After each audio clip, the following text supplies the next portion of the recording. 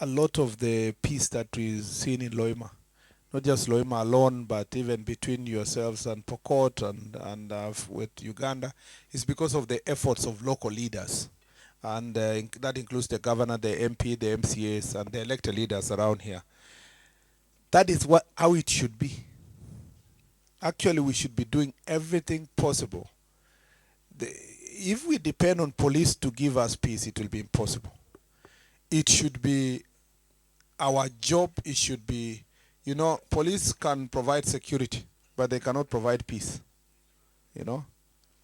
They can, we can have security, but without peace. Yeah, we can have security protection in a place, but you don't sleep in your house in peace, because you're always worried that if the police officer is unable to see, or the NPR, I will be under attack. The best moment is peace and a peace building, and this can only happen when local communities understand and engage each other. When Pokots and Turkana do that, when Pokots and Marakwet do that, when Pokots on the other side and Samburu do the same, that is when we can have really what is called meaningful and lasting peace.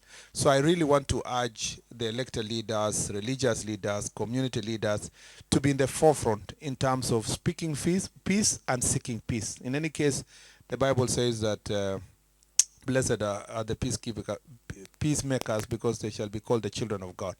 So the most important thing is for us to look for peace, and where we have succeeded is because local community embracing peace.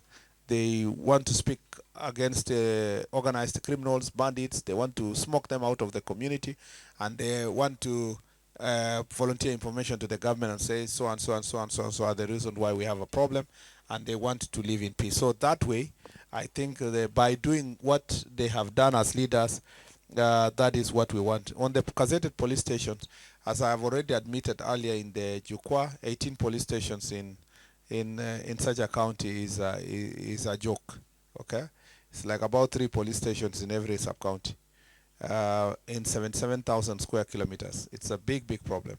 So as I said earlier, we need to think through ways of increasing the strength of police officers in this county, and make sure that it is spread, so that one doesn't build a police station one corner which is near to the other and cannot be fully a police station. To just get equity, we need to find ways, and I'm going to, as I promised the people of Turkana, I say that we need to increase, even if it's by 6 to start with, and then like that, and we are going to see how we will do that in a scientific manner, looking at the population so that people can get services. Then we can ask for support from NGCDF and other resources to build police stations. So that will be a very good approach to it. And therefore, some of the police posts that have been built, like the ones you're saying, as soon as we improve our strength in the next hiring, we'll give them as a priority. And then we are proposing from the ministry to the national government that every year there must be a budget for recruitment, so that you can replace those that are retiring. Like now, if you recruit 10,000 people, chances are that they are all of the same age. When they reach 60, if you recruited people 25, maybe in the next 35 years, they will all retire almost at once. So you will have to plan that in 35 years, as 10,000 are leaving, 10,000 or more are coming in. So we must have that long-term policy, and then looking at the population. But also, as technology improves, then you don't need so many policemen. Okay? You can have few. If you invest more, you can have few, well-trained, and more effective. So the biggest problem we have here is that we are using the human resource more, because we don't have vehicles, we don't have drones, we don't have digital OB, we don't have digital cameras on the street, so we want so many traffic police officers and so forth. But as we improve technology going forward as a country, we will then be able to utilize lesser number of police officers to do more work than when we have at the moment. But also, if we kill this thing called banditry completely, we may not need the number of police officers we need in this country. Banditry is taking a lot of officers from us. Lastly, you had asked the question of the role of Senator Munez, Honorable Munez. It is true that it is important to support the agreement. The agreement is not between Interior and Foreign Affairs in Kenya. It's between the government of Kenya and the government of Uganda. I was in the bilateral meeting when President Museveni came to the country last year, and a date had been set. But I think because of exigencies of duties and many other things, we were unable to go for that signing ceremony. I was not even in this ministry. I was at that time in the roads ministry. And I believe that that should come up soon. I don't know whether we should wait for Uganda to finish the elections or before. It will be the consultation between the two countries through the diplomatic channels. But I know President Ruto and President Museveni have had one-on-one conversation on this issue, and we should be able to bring it up soon.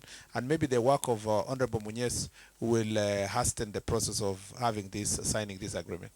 Yeah. Kuna swali la mwisho tu waziri. Asante, naona muda wetu ni dakika moja kutoka kwa msikilizaji. Bwana Masinde, tulia kwanza. Kama ningempa pengine mtu mwingine swali, labda ingekuwa ni Makrin, kwa sababu nafikiri ndio hajapata fursa. Kwa sababu imeuliza mswali. Naam, nashukuru sana. Japo nilikuwa na swali langu. Kuna lile limetoka kwa msikilizaji. Makrin. Sawa. Sawa, wacha niulize swali hili, ni kuhusu disarmament of illegal firearms.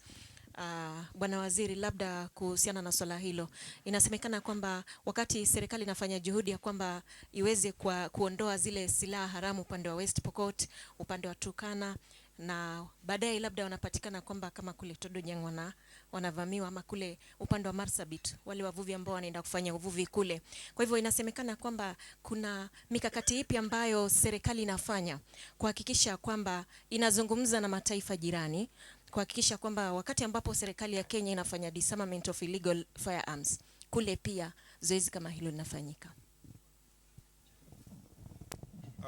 Tuko na regional mechanism ya mambo ya firearms na tunashirikiana na nchi jirani, lakini sio, unajua hata vizuri kwamba nchi nyingi jirani hawana uwezo wakati huu ya kupambana na illegal firearms.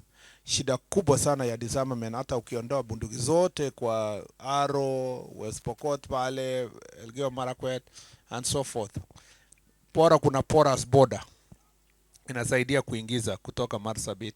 Unajua shida yenye tuko nayo kwa Southern Ethiopia, South Sudan, you know the problem yenye wako nayo saa hizi, uko upande wa Somalia, basically wale Al-Shabaab wanatusumbua kila wakati. So access to firearms ni rahisi sana across our border.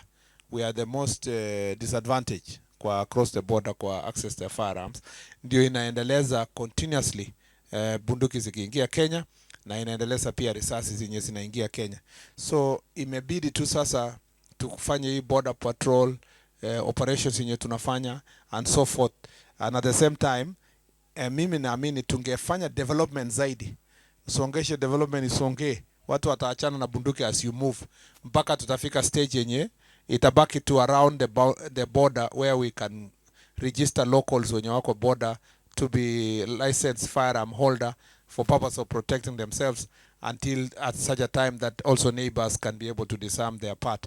So the key thing that I believe in that will sort out this thing of banditry is to bring development, roads, water, schools, so that people don't see it necessary to raid the neighbors among ourselves as Kenyans, because their level of development has been improved to a higher level. So the long-term solution of banditry is development. Asante sana. Umemaliza waziri? So if it is my last remark, ningependa kusema nashukuru sana. Nimefurahia sana kikao hiki na wanahabari, na nimefurahia safari yangu hapa Turkana. Tumekuwa na kikao ambayo ni tofauti kwa yote, ilikuwa na wananchi wengi sana. Tumechukua muda mwingi, tumemaliza saa 1:15. Inamaanisha kwamba na watu waliketi kwa uvumilivu kutoka saa 5 mpaka saa hizi saa 1:15 hapo, kumaanisha walikuwa na nia na ya kusema mambo mengi, na ninawataka kuhakikishia kwamba hii haitakuwa tu ni majadiliano kwa minajili ya kuongea. Tutajikaza kama serikali kutimiza yale ambayo tunaweza kutimiza kwa wakati huu, na kupia kupangia yale tunafanya kwa long term. Otherwise nataka kuambia county ya Turkana, asanteni sana. You are a very beautiful county. Nafurahia kuwa hapa na natumai kurudi tena hivi karibuni. Asanteni sana. Ndio kaunti namba 15 katika msururu wa Jukwaa la Usalama, alafu West Pokot, alafu kuelekea Samburu. Waziri, asante sana. Hapa kaunti namba 15 kuna kitu kinaitwa Kigoda kwa Kiswahili, lakini kwa Kiturkana ni Ekicholong. Ekicholong. Ekicholong inakuja hapa kwa sababu kuna wale ambao ni waimbaji wa kitamaduni watakuwa wanakuletea hapa. Nafikiri ndio sehemu nzuri kabisa ya kupokea Ekicholong. Ekicholong. Ekicholong. Okay, asante sana. Asante sana kwa wote ambao wamefuatilia, tunasema shukran sana. Asante sana Wycliffe Masinde, asante sana Seth, shukran sana Macrin, asante sana Emmanuel na mwenzangu Kachila kwa wakati huu. Hadi siku nyingine, Mola Moliwa akiridhia, tutakutana katika makala mengine, makala mapya ya Jukwaa la Usalama. Nimekuwa wenu mwenyeji Laban Shaban, na wakaribisha sasa wale waimbaji wa kitamaduni waingie uwanjani hapa. Kama hawataingia mapema, tutaanza kupiga picha hapa waziri. Asanteni sana.